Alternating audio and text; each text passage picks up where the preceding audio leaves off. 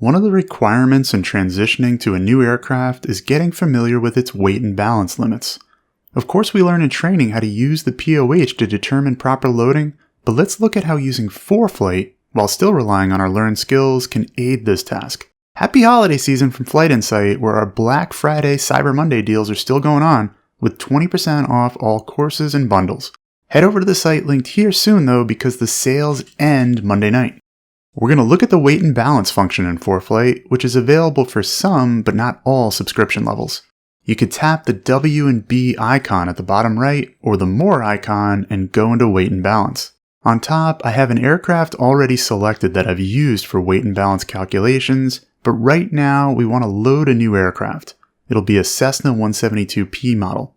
So we'll tap the arrow on the top and scroll down to select Add New Profile. Now we can just enter the aircraft N number, November 400 Golf Echo. ForeFlight may recognize your N number in the registration database, and in this case it does, seeing it as a Cessna 172P. If it doesn't, that's okay, we'll show you how to build in the profile manually. Hit Next, and it asks if we're using the float plane configuration for the 172. We're not, so we hit Next. We'll select the normal category flight envelope, and now we want to enter the empty weight and balance information. Just like when we calculate weight and balance the old-fashioned way, we're going to want to reference the empty weight and balance sign-off that's required to be on board the aircraft. Here is this aircraft's form. We'll input the ending weight and CG and check to make sure that the calculated moment equals what's indicated on the form. Next, we see some notices. It mentions that because the front seats slide back and forth, the pilot and passenger arms are variable, and the default setting is to 37 inches. If we slid the seats back, the arm would be larger. So we'll save the profile, and we now want to check the setup to make sure ForeFlight did everything correctly. Don't neglect your due diligence here. Let's tap Setup in the bottom left. Notice the identification has been auto-populated by ForeFlight. The important thing is that they got the serial number correct. We can validate that off the POH or the empty weight and balance log. Next, we want to make sure they got the stations and limits correct. The stations are the front seats, fuel tanks, aft seats, and baggage area, and the arms listed in inches should match what's in the POH in section 6, the weight and balance section.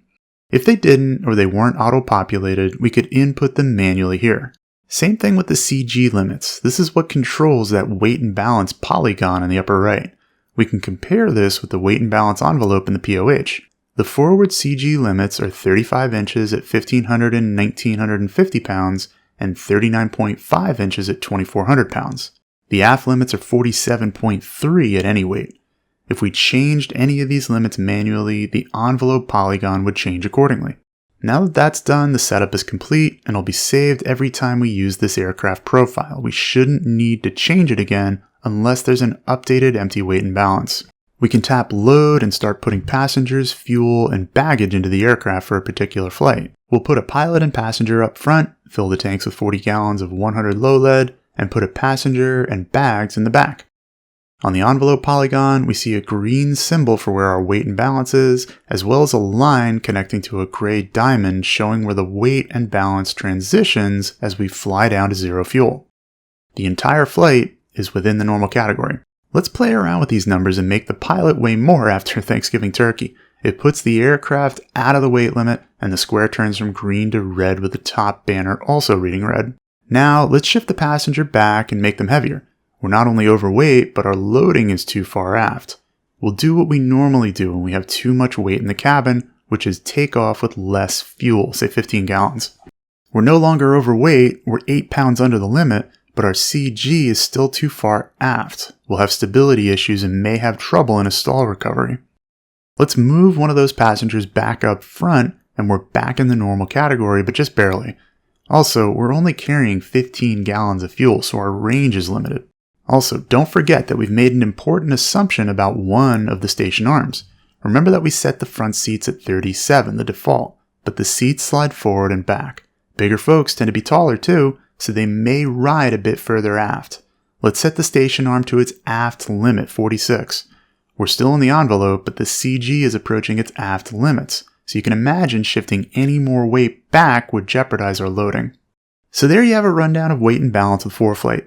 Like everything with technology, don't take yourself and your brain out of the equation and make sure you're checking everything that's been automated and understand how the calculations are being done, and this tool will make your flight planning much simpler. Check out Flight Insight today for more pearls of wisdom.